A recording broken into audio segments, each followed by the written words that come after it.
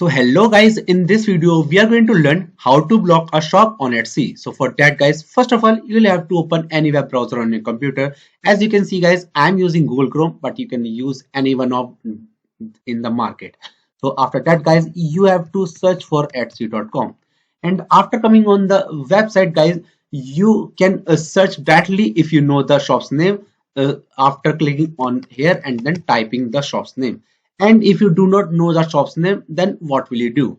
Let's say guys, you want to block the shop of this item, then you have to click on this item and you will get transferred on this page.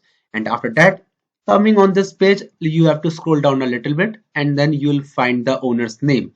Now you have to click on this name, and after you will get transferred on this, and then you will get transferred on this page.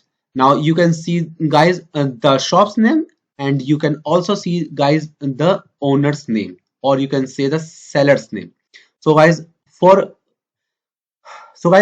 blocking this shop, you have to click on the seller's name, and after that you will guys come on this page, and now you just have to click on this button right here called block this person. Now click on it, and then you'll have to again click this button called block Rameshwari Call, because this is the name of the seller.